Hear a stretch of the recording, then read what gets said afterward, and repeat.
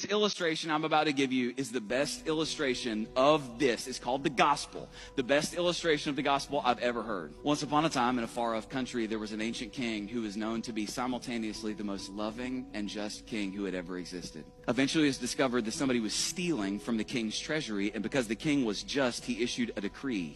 He said that when it was discovered who was stealing from his treasury, that a sentence of 10 lashes in front of the entire kingdom would be visited upon that person as the penalty for their disobedience. The theft continued, and eventually he issued a final decree. 40 lashes would be visited upon the person who was stealing from the king's treasury. But watch this, 40 lashes was a death sentence. So he issued a death sentence. As weeks went by, it was eventually discovered that none other than the daughter of the king was the one who was stealing from his treasury. When that was discovered, a question began to ripple through the kingdom. How could the most loving king who's ever existed kill his own daughter? Some people thought that he would pardon her, but then how would he be just? Some people thought that he would punish her, but then how would he be loving? Well, eventually the king examined it, and he said, hey, the law is clear.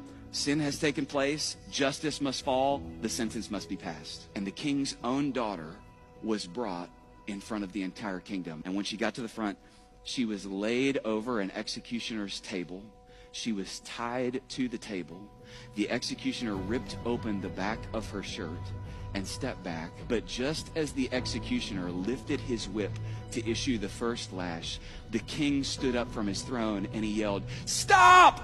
Everyone was in dismay. Silently, the king walked forward, bent over his daughter, wrapped his body around his daughter on the stump, ripped the shirt off of his own back, looked back at the executioner and said, "Now hit her." The executioner objected. "King, I can't hit her without hitting you. Now hit her." 40 lashes fell upon the back of the king over the back of his daughter, and the king died, and the girl went free. That was done for you. Because God is just, punishment for sin had to be paid, but because God is love, he chose to make that payment himself. And here's the good news. What you must understand is that when Jesus hung on that bloody cross and he pushed up on his nail-pierced hands, choking to death on his own blood, his final words through his choking breath were the words, "It is finished." He did not cry out, "I am finished." His words were, "It is finished." And if he's not finished, you're not finished.